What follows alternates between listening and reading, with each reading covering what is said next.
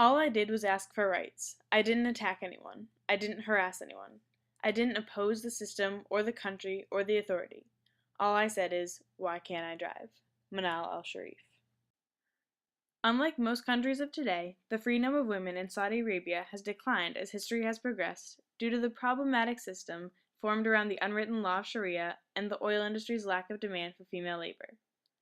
After being banned to drive, Saudi women, faced by the peak of their subjection, decided to use personal communication technology in order to enter a world of social media where supporters joined them in the fight for women's driving rights. Prior to the Iranian Revolution in 1979, the women of Saudi Arabia recall being able to drive. Unfortunately, this revolution caused the Saudi government to implement stricter enforcement of the Sharia, the moral code and religious law of Islam, therefore imposing on Saudi women's rights.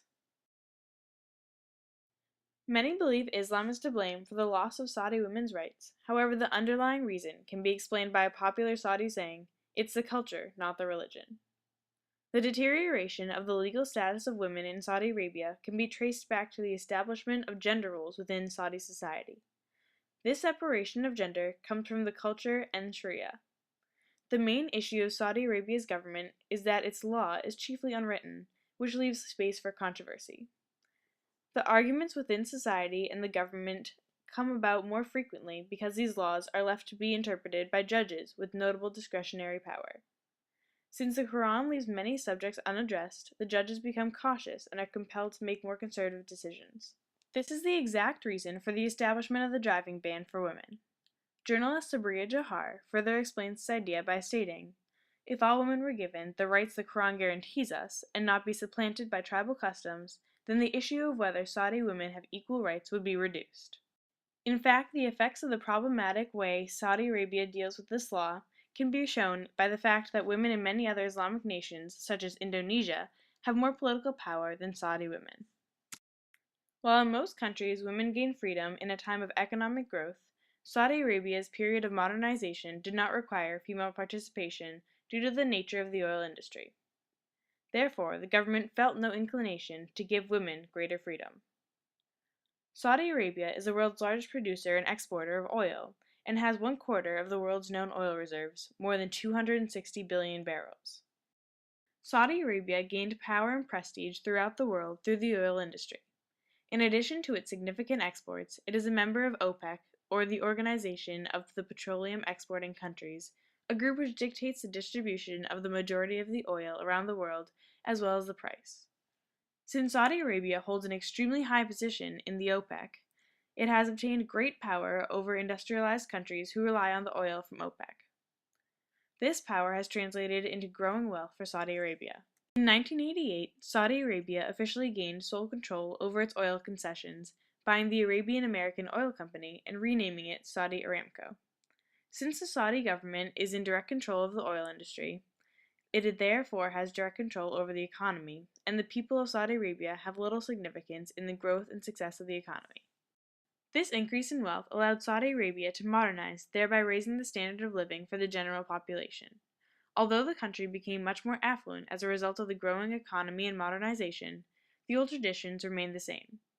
In many countries, modernization usually requires the involvement of the majority of the population. For example, during the Industrial Revolution in Europe, a large working class consisting of men and women was developed to primarily work in factories. In these situations, women were incorporated into the workforce simply because it was impractical to not utilize half of the population. Once becoming a legitimate and valuable tool in the development of the economy, the women naturally obtained more freedoms and rights. However, the oil industry does not need such a large quantity of workers, and in fact, the majority of the workers in the Saudi oil industry are hired from foreign countries. Currently, about 80% of the labor force in Saudi Arabia is foreign. Due to the great amount of foreigners taking over the majority of the employment in Saudi Arabia, few jobs remain for the rest of the Saudi population. Since the men of Saudi Arabia are viewed as superior to Saudi women, they are of higher demand in the labor force. This limits a woman's work to that of a stay-at-home wife and mother. In addition, this lack of demand for women in the labor force means there is no urgent need for the Saudi government to relieve the Saudi women of their oppression. The industry of Saudi Arabia has been developing steadily with an industrial growth rate of 8.4%, according to a 2011 estimate. With this evident success of their economy, the government can remain ignorant to the Saudi women's desires for more freedoms, like driving a car. According to the strict interpretation of the Sharia, there are numerous fears that led to the instillment of the driving ban. First, driving would allow women to leave the house more often and interact alone with men who were not relatives. Women driving could also lead to inconveniences for men, such as traffic due to the increased number of drivers. The most prominent concern is that giving in to women's protests would weaken the government's integrity and lead to a continual breakdown of traditional values. As a result, it is not possible for females to obtain a driver's license in Saudi Arabia, essentially making driving illegal for women. In November of 1990, 47 Saudi women were arrested after protesting by illegally driving in the streets of Saudi Arabia. The women were imprisoned for 1 day and their passports were immediately confiscated. Unfortunately, this revolt died down due to the lack of unity amongst the supporters. Recently, there is a resurgence of the movement that has been more successful due to the use of social media to spread awareness around the world. In May 2011, Najla Hariri began illegally driving because she was frustrated with needing to rely on a male relative to drive her and her children around. When Manal al-Sharif learned about this via Facebook, she decided she too could no longer abide by the driving ban enforced upon the women of her country. "We have a saying," she said, "the rain starts with a single drop." This is a symbolic thing. Al-Sharif. As soon as Manal recorded a video of herself driving and uploaded it to YouTube, women began to follow Hariri and Manal's lead and take a stand against the religious fatwa. The movement has been labeled Women to Drive and has been growing in popularity on several social media networks. On YouTube, several videos have been posted of women in Saudi Arabia driving, as well as speaking out against the inconvenience and unfairness of the driving ban. The video of Manal al-Sharif driving has received international recognition and has been viewed over 100,000 times.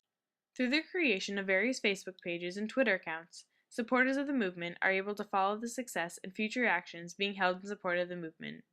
On Facebook, over 17,000 people have liked the Support #WomenToDrive page, which keeps supporters updated on Manal al-Sharif's status and upcoming driving ban protests. The most effectively used social media network is Twitter. It has enabled people to directly communicate with Manal al-Sharif via her personal account. With 154,000 followers, Manal al-Sharif is able to tightly unify the movement's supporters due to her direct appreciation for each of the individuals participating. One amazing aspect of Twitter is the power of the hashtag. The hashtag is a way for people to search for tweets that have a common topic, in this case, the driving ban on women in Saudi Arabia. For this movement, supporters have created the #WomenToDrive hashtag. This intelligent use of social media has allowed people to bond with other supporters as they read each other's tweets about supporting the movement and its upcoming protests. The #WomenToDrive is not only used in Twitter. Instagram, a photo sharing and social networking service created in 2010, enables people to take pictures of themselves supporting the movement, which can then be viewed by other Instagram users across the world. These pictures can include women driving illegally, holding licenses they have earned in other countries, and other graphics such as head leaders of the movement captioned by their inspiring quotes. In addition, a Saudi Arabian woman-inspired Rose of the Riveter photo has become popular along with the spread of the movement. People around the world are now able to share pictures, videos, and written accounts of their experiences or views with one another on the current protests in Saudi Arabia via these social networking services. Prior to the introduction of personal communication technology, Saudi women were unable to strongly connect and discuss issues within the society due to the oppression put upon them. With the use of cell phones and computers, women in Saudi Arabia are now capable of creating a bond over the internet. While the Saudi women are physically alone as they seek support, they enter a world of people who join them in the fight for women's driving rights through the use of personal communication technology. With cell phones and computers, there is easy access to media sites such as YouTube, Facebook, Twitter, and Instagram. Therefore, the extent of the Saudi Arabian women's support is limitless.